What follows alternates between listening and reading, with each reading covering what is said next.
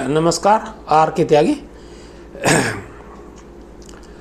Ghaziabad NCR Delhi. ओम सच्ची Janvani channel पर आपका स्वागत है। चैनल को कृपया सब्सक्राइब करें, आपका 1 सेकंड खर्च होगा। हमारा चैनल का प्रचार प्रसार और विस्तार होगा। वीडियो को शेयर लाइक कमेंट करें, सभी रिटायरी साथियों तक जाए, सभी को मोटिवेट मोबिलाइज करें।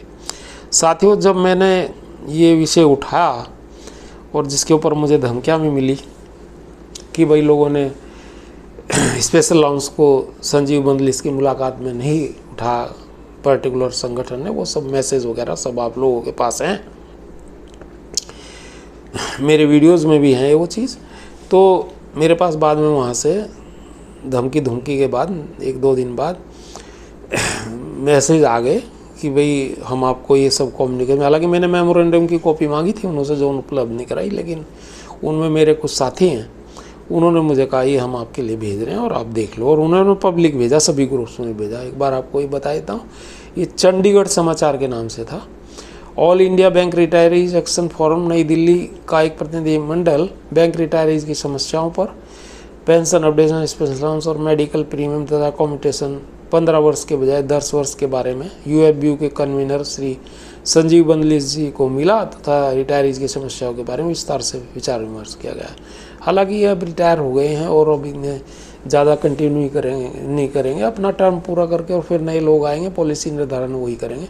अपने टाइम में इन्होंने कुछ करा नहीं है। और मेरी तो इनसे कई बार वार्ता हुई तो ये हमेशा कहते थे 1 लाख करोड़ है, कहाँ से करा दें पेंशन अपडेशन, कुछ हो नहीं सकता, ना स्पेशल अलाउंस।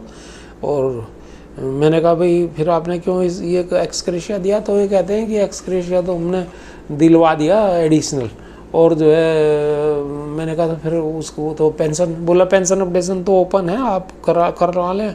मैंने कहा भाई इससे कराइए। बोला नहीं हमारे बस का तो नहीं, आप करा लें। मैंने कहा कहाँ से करा लें? बोला आप लोग कोर्ट में गए हुए तो हैं, वहाँ से करा लें, हम नहीं करा सकते। 1 लाख करोड़ कहाँ से हैं? कोई भी नहीं करा सकता, कोर्ट में भी नहीं हो पाएगा, ऐसा इन्होंने कहा था।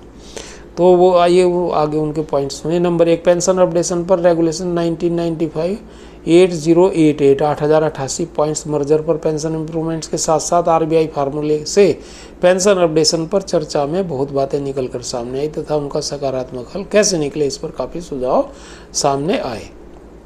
हालांकि इनके जनरल सेक्रेटरी ने मुझे कहा था कि उन्होंने जो है ऐसे ही कर दिया लिपा लीरी, और उनके हाथ में कुछ है नहीं, और उन्होंने मामले को जो तथ्य हैं वो ये बता रहा हूँ मैं आपको। नंबर 2, ये 8088 पॉइंट्स मर्जर करके केवल बेसिक पेंशन बढ़ जाएगी, बाकी कोई फर्क नहीं पड़ेगा, क्योंकि डीए कम होकर बेसिक पेंशन में चला जाएगा। मात्र पेंशन इंप्रूवमेंट के नाम पर 500 से 1200 रुपये की बढ़ोतरी होगी, और 8088 पॉइंट्स मर्जर के साथ आरबीआई फार्मूला के हिसाब से ही पेंशन अपडेशन हो, इस पर जोर दिया गया। नंबर 3 है, स्पेशल अलाउंस का मामला कोर्ट में है लगता है, इसलिए यूएफबीयू की तरफ से कोई पहल ना हो सकी। स्पेशल अलाउंस को भी पेंशन का हिस्सा मानना चाहिए या इसे समाप्त कर बेसिक पेमेंट मर्जर कर देना चाहिए। अब इन्होंने तो कह दिया कि कोर्ट में है इसलिए कुछ नहीं हो सकता। अरे भाई कोर्ट में है तो सिर्फ बढ़ क्यों रहा है हर बार में?